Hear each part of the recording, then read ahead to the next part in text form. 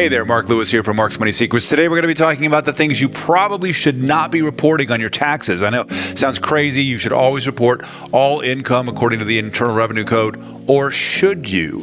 This video I'm going to show you several income bits, things that you are probably or could be making money at that the IRS says please do not report this income. Sounds impossible and even improbable, but there's incredible fines and penalties if you do decide to report income that you made to the IRS when you're not supposed to.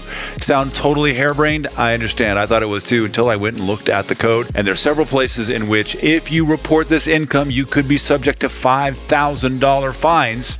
Let's find out what. So the tax code is not absolute. It's intentionally vague. It's supposed to be that way because when it comes to business deductions in particular, and some other things, but generally business deductions, there's no way for the IRS to say, only these deductions work and everything else isn't. Because if you can defend it, you can keep it. There's no way for the IRS to say only these deductions work and these don't, because if you can defend it, you can keep it generally from a business perspective. So the code is intentionally vague. Where it's not vague is when it's talking about income. You've got to report all your income from all sources.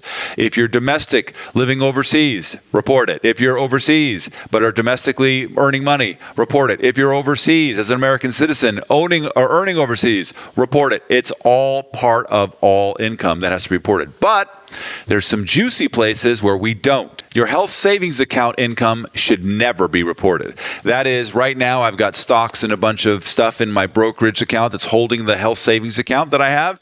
And whenever I make money there, even if I sell the stock or sell the options or whatever that is, and I have a capital gain, the IRS says we don't want to hear about it.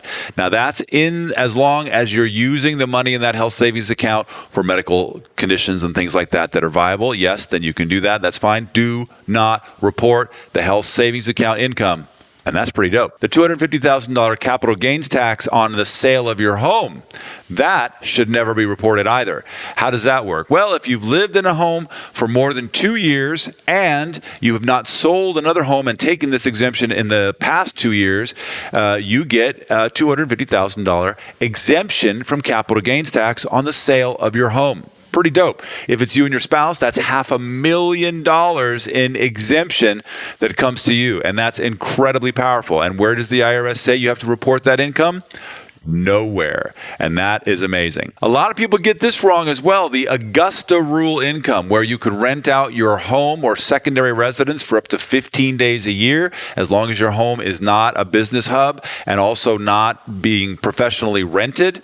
Obviously, you have to leave the home when you rent it, but you can rent out your home. The money that you get from that rental, do not report. The IRS says this is tax-free to you. And it's tax-free enough that we don't want to hear about it. Much like the health savings account and the home sale deduction exemption, we don't report it. In fact, if you report it, that could be potentially a 6702 violation, which is a frivolous filing, and that could cost you $5,000.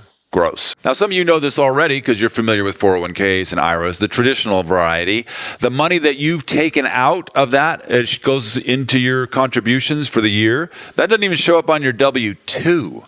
That's pretty dope. And obviously the monies that you're making in there, you don't have to report. That shows up elsewhere. And of course, when you finally pull all of your money out, you're going to get the maximum paying tax on that. That's not great, but that's why I don't really suggest 401ks or IRAs. And then last but not least, it's the foundation for why people seem to think that you can pay your children from your company and it's tax-free. It doesn't say there's a child tax deduction anywhere in the code, but it does say if you don't make an earned income, your standard deduction, which here in 2024 is $14,600 per person, don't file taxes. Now that kind of gets rubbed if all of a sudden you've had withholding taken out of your taxes and then it says don't file taxes. That means you can't quite get your withholding back. There's a kind of a rub there, and there's some provisos where you could. But generally, if you don't have withholding and you don't have $14,600 in 2024 of earned income, you don't have to file. And the IRS says we don't want to hear about your income on your taxes. Even if it's reported to us, we don't want to hear about it. Go away. And in fact, if you file that is a 6702 violation. That's that $5,000 charge. And that's gross just for the purposes of getting tax-free money. Dumb. Hopefully this has been valuable to you. If so, please subscribe here on the channel, and I look forward to seeing you both either in our masterminds or on our lives that we have on Instagram. We also have tons and tons of courses for those of you who are kind of do-it-yourselfers and want to do it yourself from the Department of the Redundancy Department. That link is in the bio, and if we don't see you there, well, be wealthy.